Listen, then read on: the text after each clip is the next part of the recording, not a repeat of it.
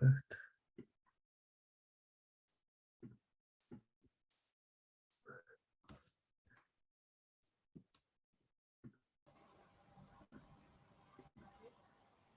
So you guys can see like the full screen PowerPoint, all right? Yeah, totally. Mhm. Cool. Okay, yeah, so thank you guys for coming. Today's Tech Talk is going to be talking about vehicle routing systems. So we can just get right into it. So what is the vehicle routing problem? And to understand the vehicle routing problem, it really helps to understand the traveling salesman problem first. So I found this nice little infographic which helps to understand the traveling salesman problem. So essentially what we're given is a graph of undirected weighted edges. So we have one depot where the salesman will start, and that's usually city one, yes. And then the distance between each city is given and is assumed to be the same in both direction. Only links shown are to be used, and the objective to solve this problem is to minimize, is to minimize the total distance to be traveled. So if we look at this little graph here, we can already see how many different solutions there are to this problem. So we have just one potential solution would be starting from node 1, going to 2, 3, 4, 5, 6, 7, back to 1. Or if we wanted, we could go to, sorry, I don't know why it keeps switching on me. We could go to 1, 3, 2, 4, 5, 6, 7, 1, or we could go 1, 7, 3, 5, 6, 4, 2, 1. So like just right off the bat, we could see how many different options there are. And that sort of just alludes to the fact of how hard this problem is to solve at scale, because it grows to a very large complexity when you have a large number of nodes and a large number of edges. So that's sort of what we're going to be talking about today with the traveling and salesman problem, except we're talking about the vehicle routing problem. So a VRP is the exact same situation as a traveling salesman problem, although now there's just more than one vehicle. So if we look at the graph before, instead of having just one person starting at vehicle 1, we may now have another person starting at vehicle 4, and they can work in tandem, communicating with each other. To maybe 1 will visit 2 and 3, and 4 will visit 5, 6, 7, and then turn back to 4. So the vehicle routing problem can have as many vehicles as it wants, and the constraint on the traveling salesman problem is that there's just one vehicle. So just like 3 quick terms that we can get out of the way, which will make everything go a little bit smoother. A depot is considered to be a starting location for a vehicle. A location or a node will be described as a location to be included in a possible set of routes. And a route is a single vehicle's trip. So overall, the workflow. Sorry, yes. Just a quick question. In the TSP, the objective is to visit every single city, and then your cost function is to minimize the distance travel. What is the objective function in the VRP? So yeah, we'll get into that a little more later. So we can actually customize what the objective function is in our ORTools when we solve it. But overall, the objective function is to minimize the distance traveled, minimize like the ART costs that we're traveling throughout the solution. So very similar to the TSP. The objective functions are pretty similar. So moving into sort of like the workflow about everything, the VRP system in a very like large scale view is what we're doing at Mesh AI is aiming to optimize the routes of healthcare providers when visiting patients in their homes. So what this would look like is you'd have a group of healthcare providers, say like a group of like registered nurses, doctors, ENTs, all that sort of stuff. And they have to visit a certain set of homes. So what we want to do at Mesh AI is sort of minimize the distance that these healthcare providers have to travel and make their routing the most efficient as possible. So there's sort of 4 steps to actually do this. First thing to do is obtain coordinates for each location to be visited. And with this, we actually build out our time matrix. We used the help of scikit-learn to do this. After that, we set all of our constraints. And then finally, we solve the problem. So that's pretty much the end of my slideshow. I'm gonna stop sharing and I'll switch over to a Jupyter Lab Python notebook where we can sort of get deeper into this. You guys can see all right? Yeah, it looks good. Yeah, so to solve our VRP, we're using an open source library called ORTools developed by Google. So this library produces a suite of solutions all sort of geared towards the field of combinatorial optimization, which is essentially what we're doing. So we have a very large set of possible solutions and we want to choose the best one out of them. So today, sort of like workflow of going through this is we are going to go and solve this problem that we have in this little graphic here. This is one of the problems that comes with Google's just like sort of standard problem set. We're going to get a little deeper than this eventually at the end, but I thought to just use their data for now because they have really nice graphs and it's easily explainable. So for the problem today, we want to solve this problem with 4 vehicles using a single depot. So how we can sort of picture that in our head is we have 4 different vehicles, all starting from this black node in the middle, labeled location 0.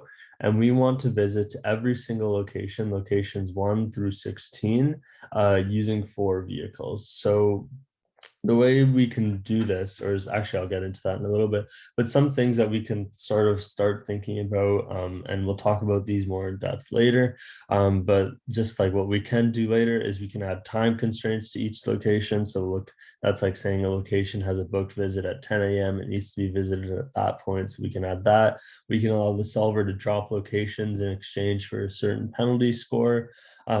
Can add time and location constraints on a vehicle's route. So like the operating hours from 9 a.m. to 5 p.m. can be included in a route. We can add skill constraints. So say, for example, vehicles or location 7 can be only visited by a registered nurse or someone specific. We can add all sorts of stuff like that. And so it's a pretty flexible solution. And especially given how we're working within ORTools, it works really well. So the first thing in order to actually solve this problem that we're looking at in this picture here is to build out our distance or our time matrix. So this distance and time matrix is sort of the key data source for this problem, and that's where everything is actually being generated. So with the distance matrix, I just have this like small little example here in this little image. We have each ith, jth entry into the matrix being the location from I to j. So if we think about this sort of y-axis as all of our ith indices, and we think of this x-axis of all of our jth indices, we could sort of see how that works out. So we have the location from a in our I index to A in our J index is 0, which makes sense because the distance from A traveled to get to A is 0, and that's how it should be. And so we can see if we just keep following that same sort of theory, that will follow that it's very easily readable when we go through it like this. So the distance from A going to B is 16 meters or 16 kilometers or 16 miles. So that's one good thing about ORTools is that we don't have to specify any units or metrics.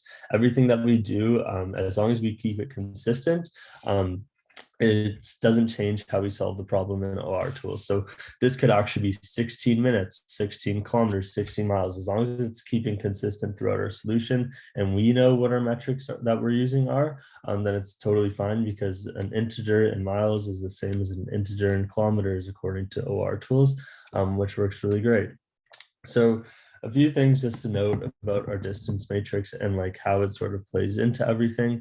We're going to have a diagonal vector of zeros in our distance matrix, and this is just showing how distance from A to A is 0, B to B is 0, C to C is 0.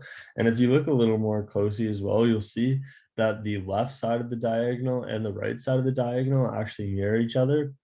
And this is because Like we said before in the PowerPoint slide, the distance to get from one location A to location B is the same as the distance to get from location B to location A.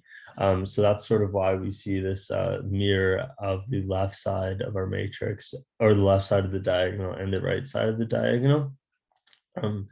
Yeah, so we can essentially think of this, if you're like coming from like a discrete math or like graph theory perspective, you can essentially think of this matrix as a complete weighted graph where every node is a location and the weight between the nodes is the distance between them. So that's sort of your edge weights there. And yeah, let's get into actually building our solution. So this is just a little print solution function. I won't get into that because it's nothing too interesting. And here's our actually distance matrix. So if you just Google ORTools VRP, this will be the first solution that comes up on Google's page. So this is where we're going to work through first, and then we'll go through some of the different constraints that we built out specifically for the Mesh AI's use case. So we can see that we have this distance matrix here. If we look more closely into it, we can say that we have 0 here, 0 here, 0 here. So we still have our diagonal of zeros, our diagonal vector of zeros. And if we actually plotted this matrix, we'd see that on the left side of the diagonal, it's equal to the right side of the diagonal, or like just a mirror opposite. So what else are we going to need in terms of data for this? We need to know the depot. So as we said before, we're only using a single depot. Additionally, we need to know the number of vehicles. So yeah, as we said before, we are going to be working with 4 vehicles. So if we just want to explore this, let me just start running these cells. If we just want to explore this data real quick, we can, and we can see how we just have a dictionary, we have our distance matrix, and we can just access everything that we want very nice and cleanly, just by creating our data model like that. So we're going to be working with everything in a main function. I just sort of take you guys through line by line how this works. It's kind of cool, or at least I think it's kind of cool. So the first thing that we do is create a routing index manager, and our routing index, after we create our data, of course, we've seen what that looks like already. So the first thing we actually do into solving the problem is create the routing index manager. So this is the manager for any node index to variable index conversion.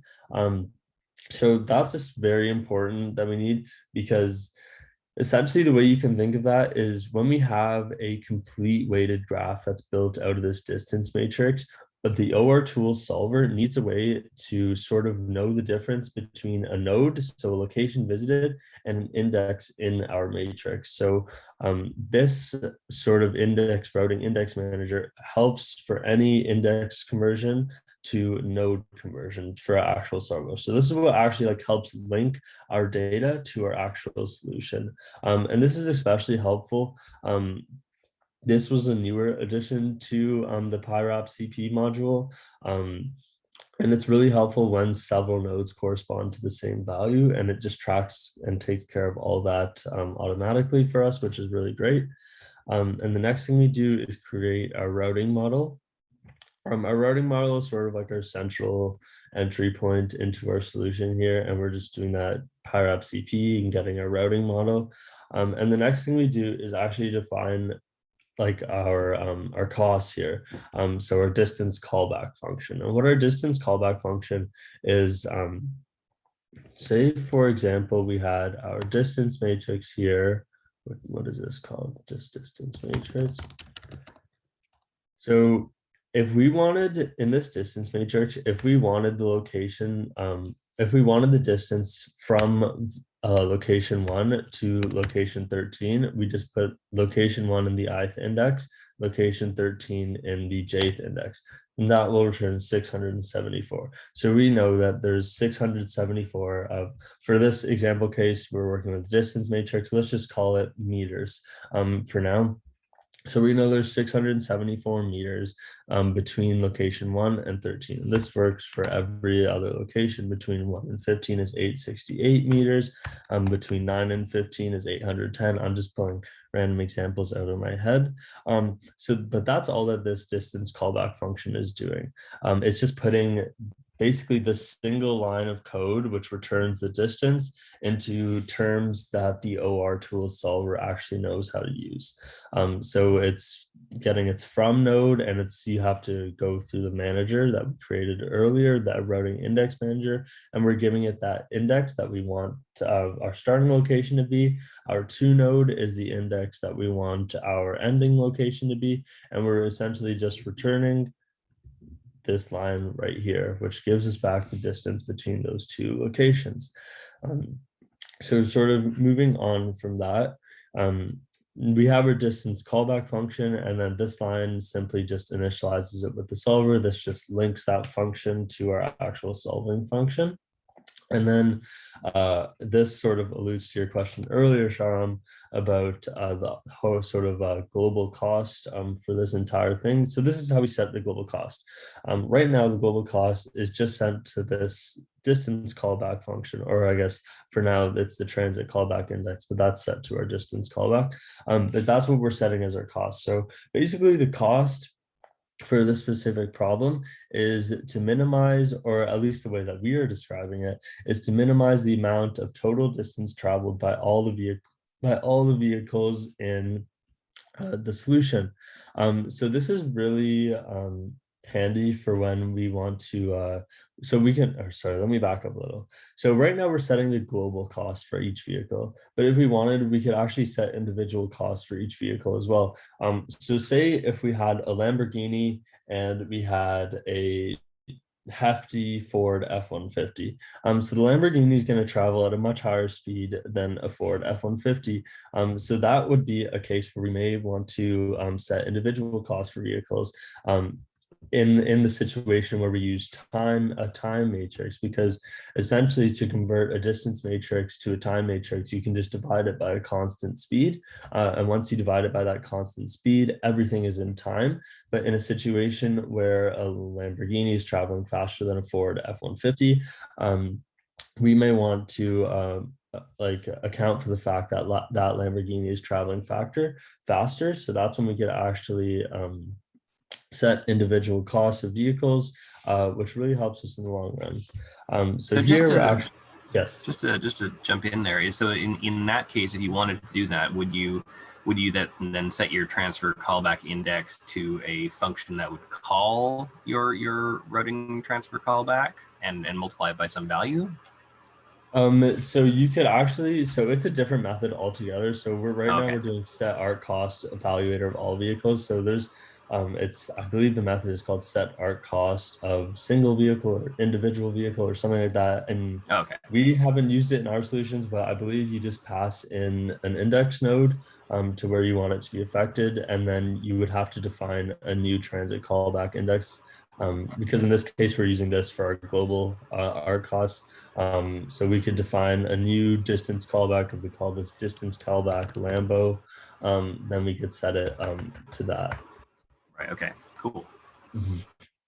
So moving on, we're into our distance dimension. So in ORTools, a dimension is very vaguely described, and a dimension is essentially anything that we want it to be. And we can help use dimensions when we want to build our own constraints.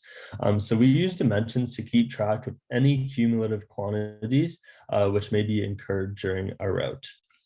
So for this example, this distance dimension computes the cumulative distance traveled by each vehicle along its route, and dimensions can be used for many things. So say, for example, if instead of healthcare providers that we were the opposite of a shipping company. So we went to a bunch of different houses and we picked up a package from each of these houses.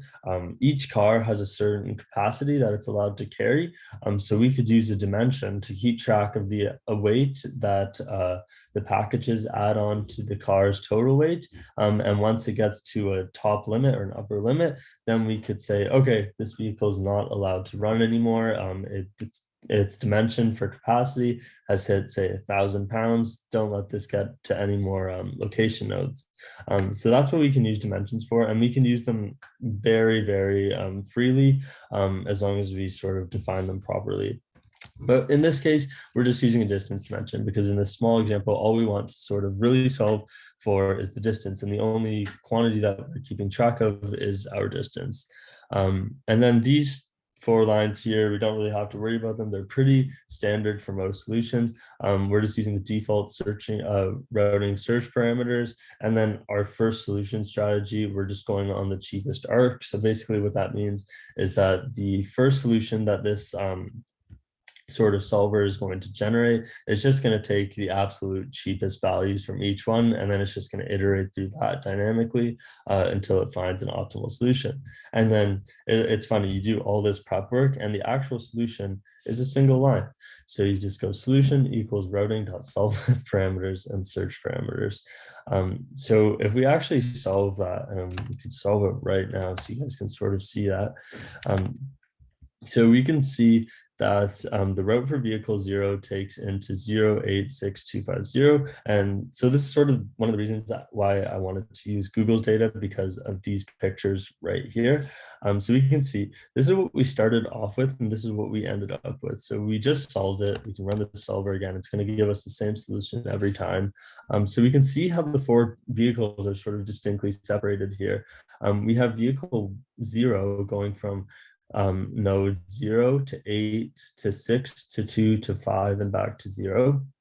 We have the route for vehicle 1 going from 7 to 1 to 4 to 3 and back to 0, because every location needs to be sort of returned to its starting depot, although that is not the case in every situation. In our case, in the solution that we can have multiple depots and multiple starts and multiple ends, so it gets a lot more cool than this, trust me.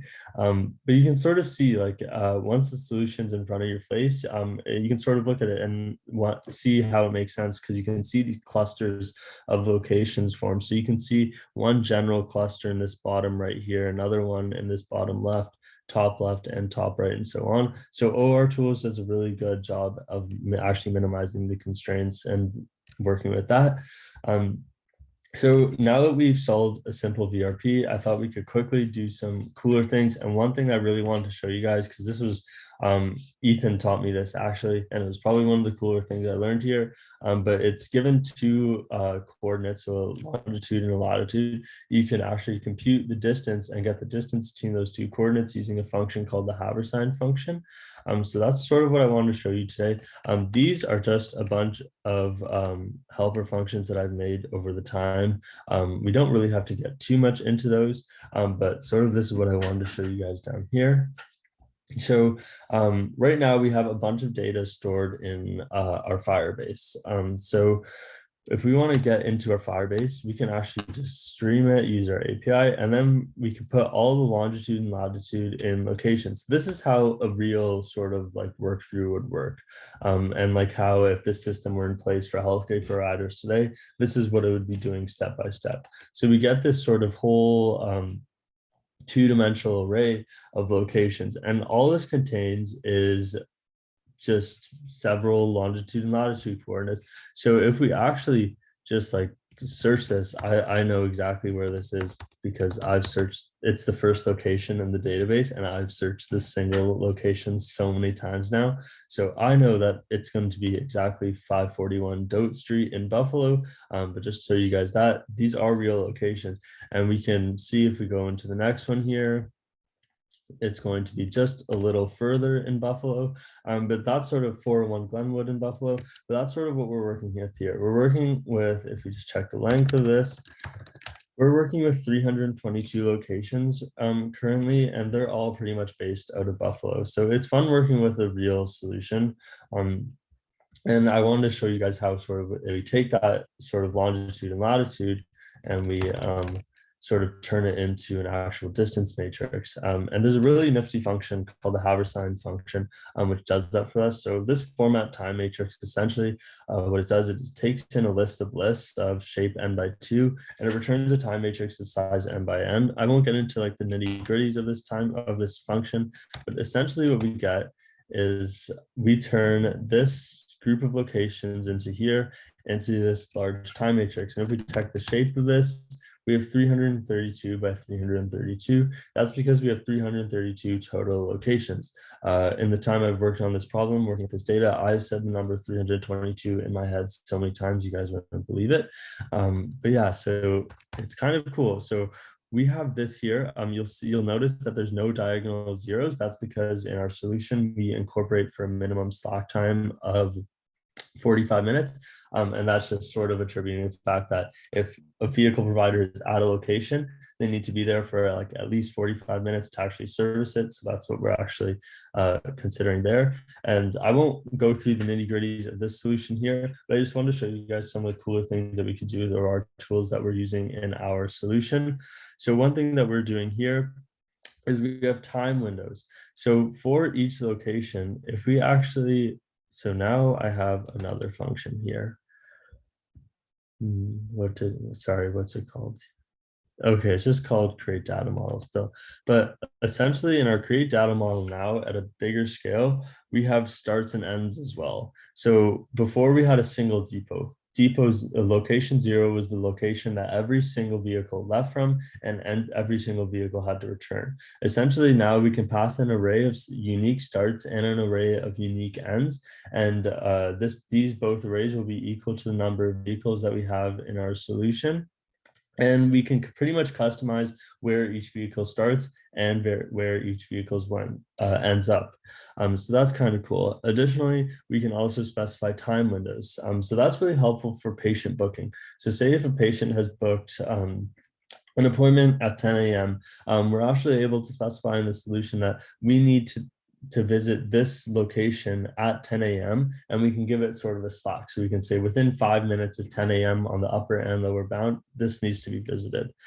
So some other cool things, excuse me, that we're doing in here. So we have a time window constraint. We can also set a maximum time constraint. So right here, we are just setting a global max, or our global max is set up here. Actually, we can set our vehicle maximum travel time. So we're actually setting individual times now. So you can see that the max time at indices 0 is 240. So that may not look like anything, but if we actually run our solution here, and you guys will see how it sort of takes a second to run as well. Just give it a second, it'll run up. But essentially what the 6 constraints that we have built out in the solution are locations 15, 20, and 80 have to be included. So say these locations have already booked a visit. Location 15 has to be visited at 150 minutes. Location 20 has to be visited at 300 minutes. Location 80 has to be visited as well at 150 minutes. So each vehicle also has a max time constraint of 420 minutes. So that's 7 hours, 8-hour workday, assuming a 1-hour break. So that's how we set sort of our global shift length. Vehicles 0 and 1 also are only working half days today. So that's where we can set our individual shift length. We also have skill constraints. So if we want a registered nurse to only be able to visit a specific location, say vehicle 0 is holding a registered nurse and location 15 is that sort of location that needs that registered nurse, we can set that with our skill constraint. We can also set whether or not we want a location to be the first solution in a vehicle's route. So you'll see how sort of all these constraints come to play in this sort of larger print here. We have vehicle 0 here. It is getting visited in its specific time window. Location 15 is the first vehicle that it visits, and we can see that it's under its individual shift length of 240 minutes. And that's the same for vehicle 1 under 240 minutes, and everything else follows under a global max of a 7-hour workday, which is 420 minutes. So yeah, this is pretty much our solution that I've sort of built out over the whole summer I've been here. And yeah, that's pretty much the end of my tech talk, and I hope you guys enjoyed. I did. Awesome. Good stuff. Good stuff. Thank you. And look at the timing. Did you use ORTools to optimize this one as well? Yeah, I used their bin packing solution to see how many topics I could fit in this one time period. Every constraint met. Perfect. So it's right on the time. We might have to go to the other one, but if you have questions, for Aman that are burning, maybe asking the other side or directly reach out to Aman. You know, as you can see, he's become an expert in this. I really enjoyed it. So I'm going to stop recording. We'll make it available to other people. See you in the other channel, right? In a couple All right. of seconds. Okay. Bye, guys.